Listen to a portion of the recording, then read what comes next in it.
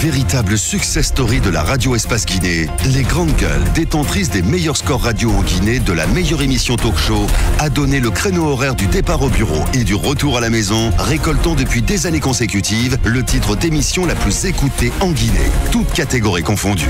Un grand total de plus de 5 millions d'auditeurs ont été fidèles au talk show Les GG, diffusé jour après jour sur toutes les stations du réseau Adafo Média de 9h à 10h30, un exploit qui restera longtemps dans les annales de la bande FM en Guinée. Et nous repartons sur le terrain Kao Carré qui revient, mon cher Moussa Moïsi là. Monsieur le ministre, vous avez pu entendre ma question ou je dois la reprendre? Oui, mais monsieur Moussa Moïse, je suis en véhicule et je rentre dans des zones où les réseaux s'opèrent actuellement. Je cherche à garer pour comprendre à peu près de quoi il s'agit et comprendre votre question que vous avez pu me poser. Voilà, donc il est en voiture en fait, c'est un peu ça, monsieur le ministre, c'est ça? Alors, garez-vous parce que l'heure est grave, c'est très important que vous intervenez et surtout nous situez un petit peu les responsabilités parce que votre nom, évidemment, est cité dans cette affaire. Voilà. Bon, le sujet c'est quoi? Je n'ai pas suivi, je n'écoutais pas. Mais vous nous écoutez à la radio, monsieur le ministre, allez-y Moussa. Monsieur le ministre, nous parlons des enseignants fictifs. Nous parlons des enseignants fictifs. Nous avons mené une enquête et nous avons rencontré les jeunes dont les identités sont utilisées, des numéros matricules leur sont affectés, de l'argent donc est payé chaque fin de mois pour ces jeunes-là, mais cet argent est empoché par quelques cadres. Et les personnes que nous avons rencontrées ont cité votre nom a été cité et on nous apprend que vous en savez beaucoup dans ce dossier. On aimerait donc ce matin que vous puissiez nous donner quelques précisions là-dessus. Bon, je ne sais pas. Je n'ai jamais été ministre de la fonction publique, mais je sais que je suis responsable de l'engagement d'un certain nombre de contractuels en 2017.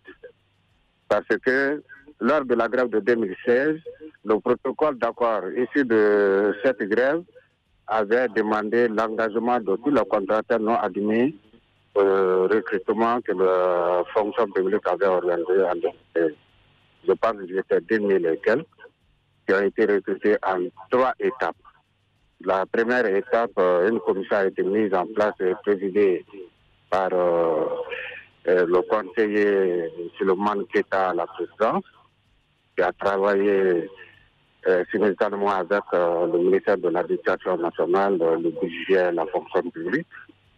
Et quand la liste a été publiée, on s'est rendu compte que la commission nationale, le bureau qu'ils ont mis en place, la commission nationale, n'avait recensé que les enseignants qui suivaient leur mode d'ordre de grève à Conakry à l'époque.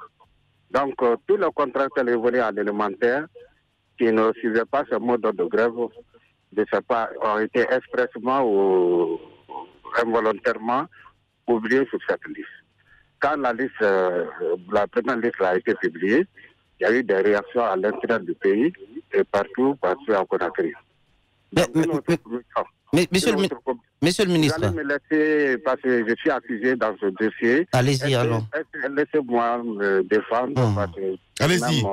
Allez-y, Kao Carré. Une deuxième commission a été mise en place au niveau du ministère de l'Éducation nationale avec la présence de la commission, le bureau des contractuels présidé par Abbas Kamara et avec ma conseillère chargée de mission. Ils ont travaillé sur ce dossier. Un certain nombre de conseillers ont été recrutés.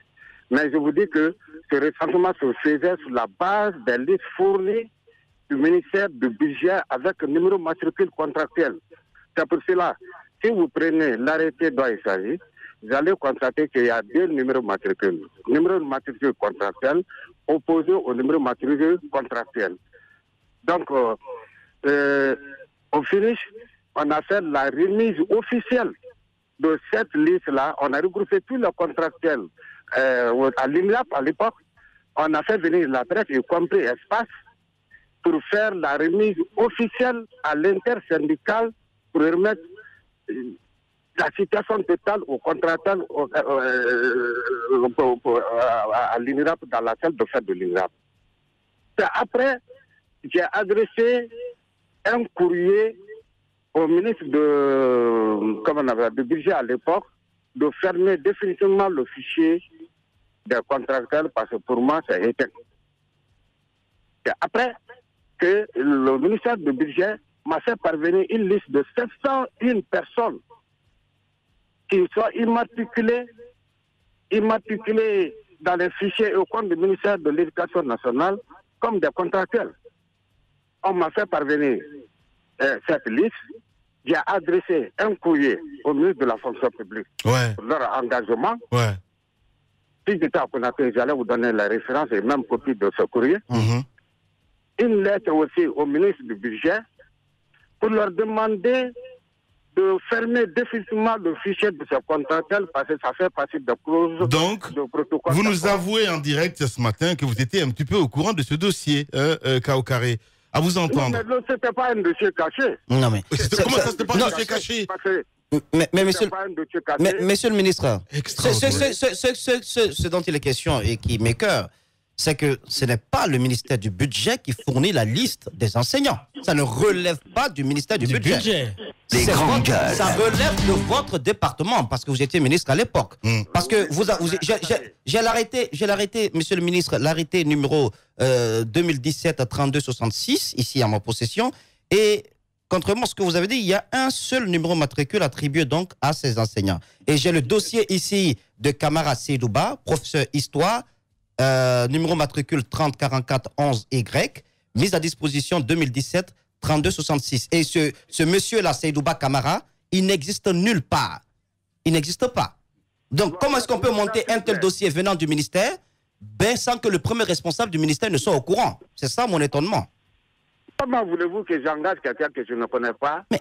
Yamoussa, sur quelle base? Vous savez, la base sur laquelle les contracteurs ont été recrutés, nous avons adressé un courrier à tous les DPE, toutes les DPE et les DCE, de nous faire parvenir la liste des contracteurs omis.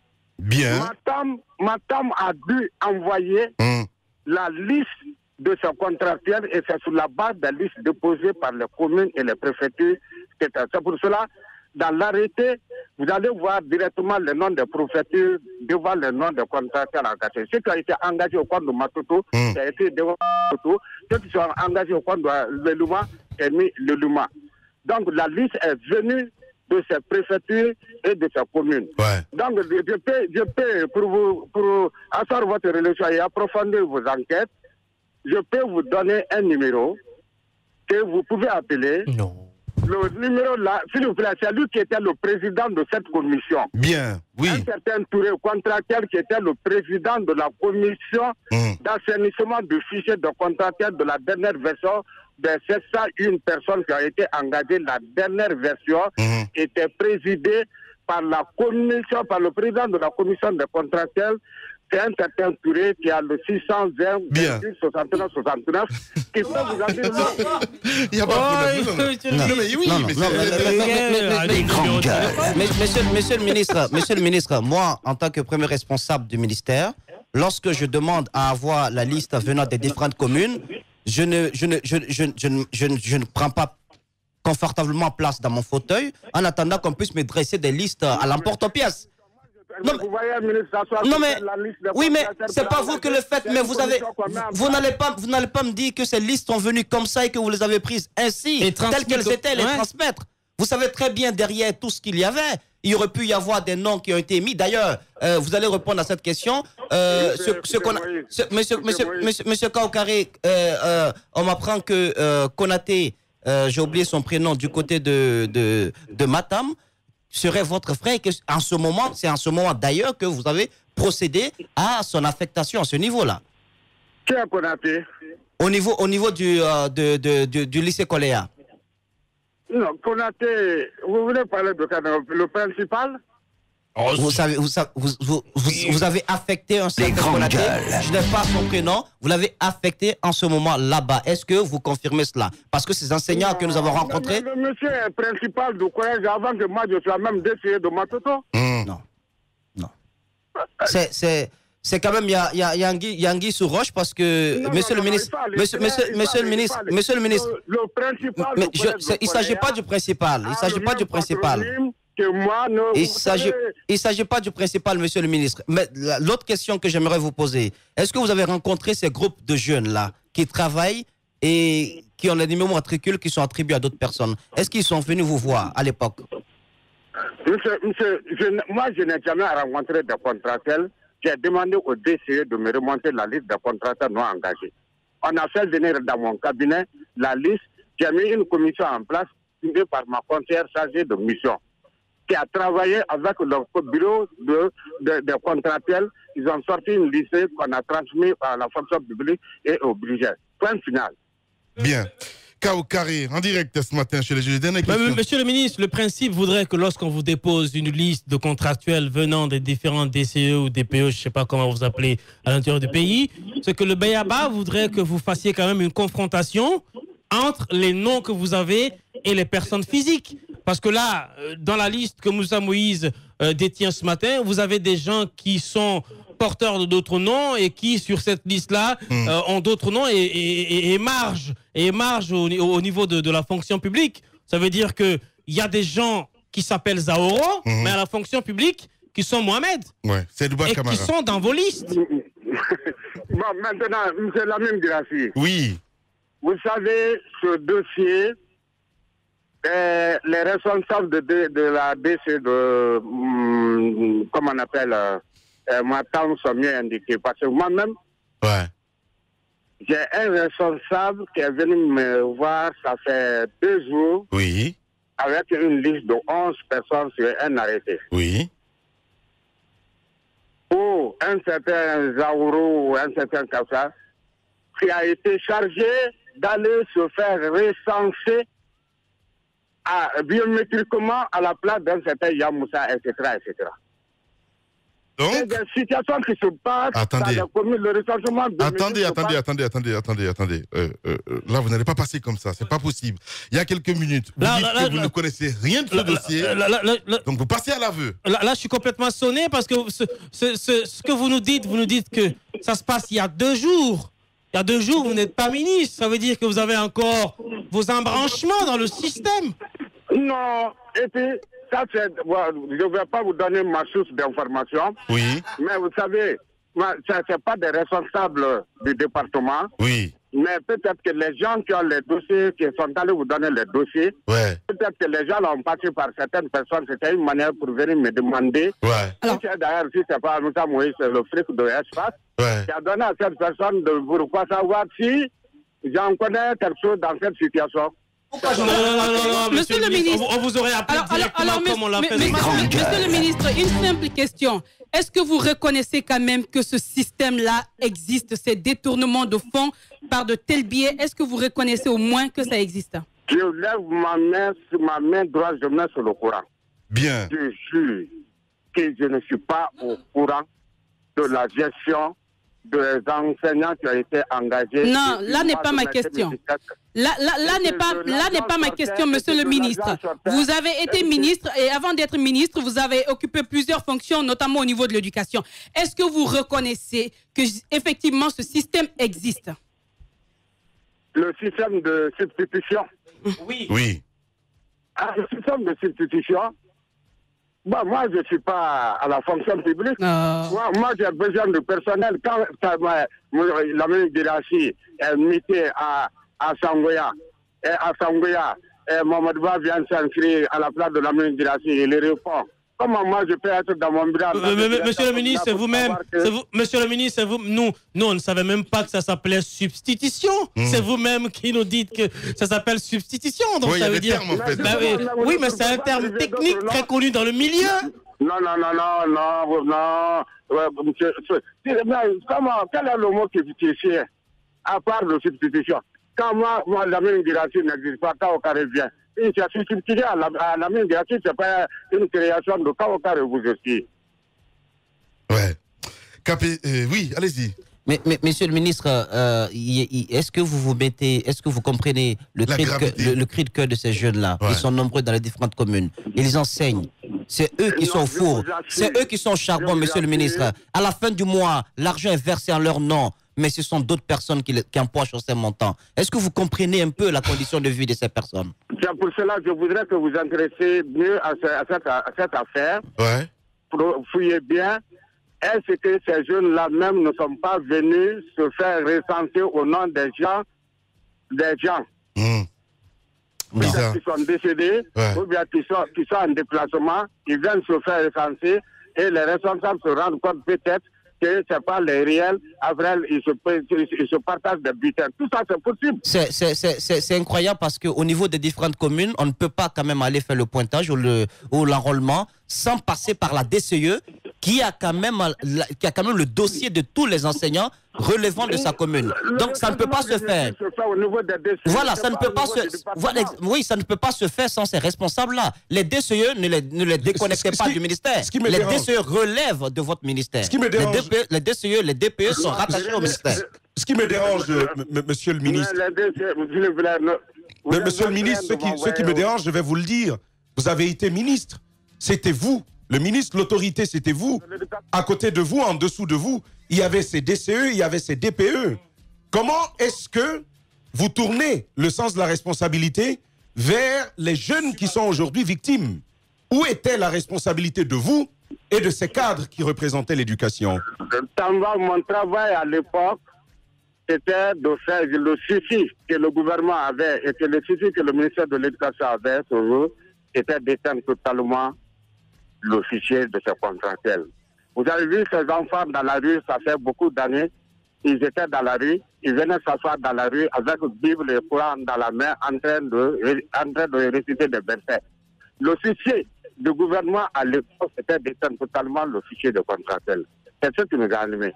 Maintenant, donnez-nous la liste appartenant aux DCE de nous faire parvenir la liste. Et ces listes-là ont été croisées avec les numéros matricules correspondants. C'est sur cette base qu'ils ont été engagés. Et pour donner plus de précision à l'origine de ce contractuel, nous avons mis le nouveau numéro matricule fonctionnaire, ancien numéro matricule contractuel et la préfecture d'origine du contractuel dont la liste est parvenue. Donc s'il y a des problèmes au niveau de la liste de Matam aujourd'hui, la liste au départ, c'est pas moi qui l'ai reçue. Moi, je n'ai fait que le travail du gouvernement qui consistait à l'époque de faire engager les contractuels et étaient totalement ce fichier. Pauvre c'est le devoir que j'ai fait. Maintenant, s'il y a des incorrections, des imperfections constatées après mon départ, l'administration est une continuité. Pauvre Kaokari ce matin. Allez-y, Moussa. Mais, monsieur le ministre, juste la dernière partie de cette intervention, parce que vous dites que je suis un flic. Mais le flic est parti fouiller au niveau du bâtiment dont on a parlé la semaine dernière, votre bâtiment en location du côté d'espace, là, juste à la tannerie. Et j'ai eu glané quelques informations. Puisque vous êtes là, ça tombe bien. J'aimerais qu'on échange un peu là-dessus. Ce qui se serait passé, c'est que, puisqu'on a pu avoir les devis estimatifs des entrepreneurs qui ont travaillé dans la cour, ce qui se serait passé, c'est que quand vous avez été nommé, et vous avez été approché par certains cadres du département, il a été fait appel à un certain Barry qui a l'habitude de soumissionner au marché d'appel d'offres du côté du département. Et puisque c'était un potentiel acquéreur d'un marché futur, il a accepté, pour un peu garder sa place, il a accepté de donner 400 millions de francs guinéens pour vous aider à vous installer, donc à rénover votre maison, à la meubler. 400 millions de francs guinéens repartis comme suit: 75 millions pour le loyer pour une année, 50 millions donnés à votre épouse. Je vous dis clairement, vous pourrez me démentir ou pas, parce que c'est l'information que j'ai reçue, à votre épouse pour les meubles, 25 millions à vous-même lorsque vous partiez à Cancan lors d'une activité, et en ne prenant pas en compte plutôt les dallettes et la toilette externe. Alors, ce premier montant a été utilisé comme suit. Il y a eu donc les travaux qui ont été faits au niveau de la toiture, au niveau des toilettes internes, mais ce montant ne suffisait pas. J'ai la facture du deuxième devis qui a été effectué également par un autre entrepreneur, cette fois-ci de MT Solution. MT Solution qui a fait un deuxième devis à hauteur de 299 millions Parce que vous auriez demandé que, avant la saison, avant le mois de Ramadan, vous auriez dit que si cette maison n'est pas finie, eh bien, il y aura des problèmes. Donc, vous voulez que la maison soit entièrement refaite et que des toilettes soient faites à l'extérieur de la maison.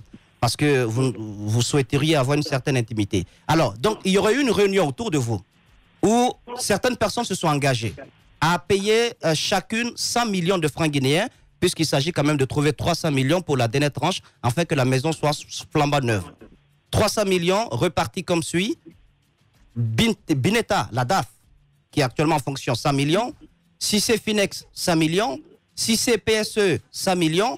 Donc, pour que les 300 millions soient déboursés afin de permettre à ce que la saison des pluies ne trouve pas que la toiture de la maison qui coulait d'ailleurs, qu'il puisse y avoir une sorte de déluge à l'intérieur de la maison. Donc, voici un peu le montage qui aurait été fait pour vous permettre d'avoir une belle demeure. On a fait appel à quelqu'un qui soumissionne à des marchés au niveau du département. Il a donné 400 millions. Ça a été utilisé et ça n'a pas produit les résultats que vous attendiez au niveau de la maison. 300 autres millions ont été demandés par MT Solutions pour que tout cela soit fait. Moi, je ne sais pas qu'est-ce que vous allez répondre à tout cela, mais les factures sont là, avec tous les détails, fourniture, pose d'allumage, fourniture, pose de prise de courant, absolument tout. Le reste, c'est à vous de nous dire si c'est vrai ou faux. Voilà, le reste, c'est la suite. On revient dans un instant. Politiciens véreux, fonctionnaires corrompus, promoteurs immobiliers voyous, justice passive. La Guinée devient-elle mafieuse? Les grandes gueules d'Adafo Média ne lavent pas plus blanc, mais vous permettent de défendre votre pays en vous informant. Avec les grandes gueules d'Adafo Média, dénoncez les turpitudes, nous garantissons le secret des sources. Envoyez vos documents à espacefmguinée.info, rubrique Contact. Les grandes gueules d'Adafo Média ou le socle de la liberté d'expression en Guinée.